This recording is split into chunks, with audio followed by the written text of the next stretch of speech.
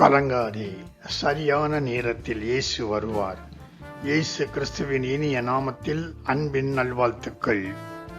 இயேசுவை விசுவாசித்து பொறுமையோடு அவர் நேரத்திற்கு காத்திருப்பவரின் காரியங்களை இயேசு மாற்றியமைப்பார். காரியங்கள் கைமீறி போகிற மாதிரி தெரியலாம், ஆனாலும் சரியான நேரத்தில் இயேசு நம்முடைய காரியத்தில் தலையிட்டு காரியத்தை ஜெயமாக மாற்றுவார். 38 ஆண்டுகள் பெதஸ்தா குளத்தின் அருகே ஒரு வியாதியஸ்தன் இருந்தான். இயேசு அவன் அருகே வருகிறார். அவனை சுகமாக்கி படுக்கையை எடுத்துக்கொண்டு நட என்கிறார். அவன் இப்படி நடக்கும் என்று நினைத்திருக்கவே மாட்டான். நினைத்திருக்காத அற்புதத்தை சரியான நேரத்தில் நமக்கு செய்பவர் நம் ஆண்டவர். நாம் நினைத்திருக்கிற காரியம் நாம் நினைத்திருக்கிற நேரத்தில் நடக்காத பட்சத்தில் விசுவாசத்தை தள்ளிவிடாமல் தாமதமானாலும் நடக்கும் என்று அதற்காக காத்திருப்பவர்கள் காரியங்களை சாதித்துக் கொள்வார்கள். உபத்திரவத்தின் உச்சத்தில் நாம் வரும்போது இனி அவ்வளவுதான், நம்முடைய காரியம் முடிந்து விட்டது என்று நினைக்கும் போது நம் அருமை இரட்சகர் நம் உபத்திரவங்களை தலைகளாக மாற்றி ரட்சிப்பார். சிங்கத்தின் குகைக்குள்ளே தூக்கி போடுங்கள் என்று கட்டளை வந்த போதும் தானியேல் அசந்து போய்விடவில்லை. நம் அருமை இரட்சகர் தன்னுடைய தூதனை அனுப்பி சிங்கத்தின் வாய்களை கட்டினார். பிரியமானவர்களே, இந்த இடத்திலே ஒரு காரியத்தை நாம் நினைவில் வைத்துக் கொள்ள வேண்டும். ராஜா தான் இஷ்டப்பட்டு தானியேலை சிங்கத்தின் கெபிக்குள்ளே போடவில்லை.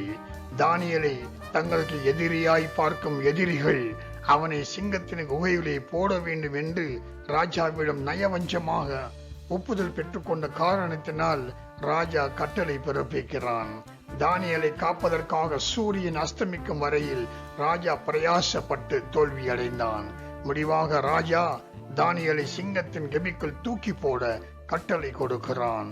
ஆனாலும் அப்போதும் ராஜா தானியேலை நோக்கி, நீ இடைவிடாமல் ஆராதிக்கிற உன் தேவன் உன்னை தப்புவிப்பார் என்று வாழ்த்துகிறான். அப்படி என்றால் இந்த தண்டனை சதி திட்டத்தினால் உண்டாக்கப்பட்டது.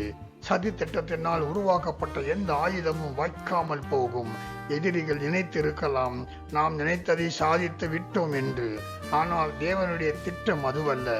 சதிகாரர்களை அழிக்கும்படியாக தேவன் செய்கிற காரியம் பயங்கரமாக இருக்கும்.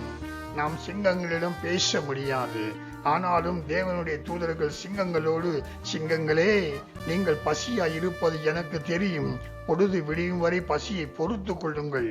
காலையில் நீங்கள் எதிர்பார்ப்பதை விட அமோகமாக உங்களுக்கு இறை கிடைக்கும் என்று பேசி சொல்லி இருப்பான் என்று நான் நினைக்கிறேன்.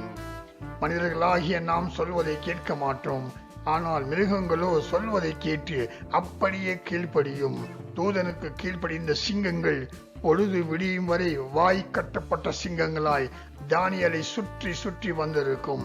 மீண்டும் பதிவு செய்கிறேன், சாத்தானை ஆராதிக்கிறவர்கள் எதற்கும் எப்போதும் பயந்து கொண்டே இருப்பார்கள். ஆனால் பயப்படாதே என்ற வார்த்தையை விசுவாசிக்கிறவன் பதறாமல் தேவனுடைய நேரத்திற்கு பொறுமையாக காத்திருப்பவர்கள் தேவனை ஆராதிப்பவர்கள்.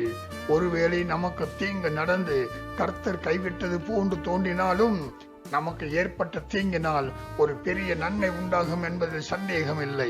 இயேசு இருந்திருந்தால் லாசரு மரித்திருக்க மாட்டான் என்று மரியாள் மாத்திரமல்ல, நாமும் அப்படித்தான் முதலில் இந்த வேத பாகத்தை வாசிக்கும் போது நினைத்திருக்கோம். ஆனால் கல்லறையில் வைக்கப்பட்டு 4 நாட்கள் ஆன உடலை உயிரோடு எழுப்பினவர் நம் ஆண்டவர். தீங்கு ஏற்படலாம், ஆனாலும் அந்த தீங்கை அவர் நன்மையாக மாற்ற சர்வ வல்லமையுடையவர் நம் தேவன். கலங்காதீர்கள். யாபேசின் ஜெபம் கேட்டு அவனை எல்லா இக்கட்டிற்கும் விலக்கி பாதுகாத்து அவனது எல்லையை விரிவாக்கின தேவன் நமக்கும் அதை செய்ய வல்லவர் என்று விசுவாசியுங்கள். கர்த்தாவே, உமக்கு உண்மையாயிருக்கும் பிள்ளைகளை நீர் பாதுகாத்து உமது நேரத்தில் அவர்களை எல்லா இக்கட்டில் இருந்தும் அவர்களை விடுவித்து நீர் ஆசீர்வதிக்கிற தேவனாய் இருக்கிறபடியினால் உமக்கே நன்றி செலுத்துகிறோம். ஆமேன்.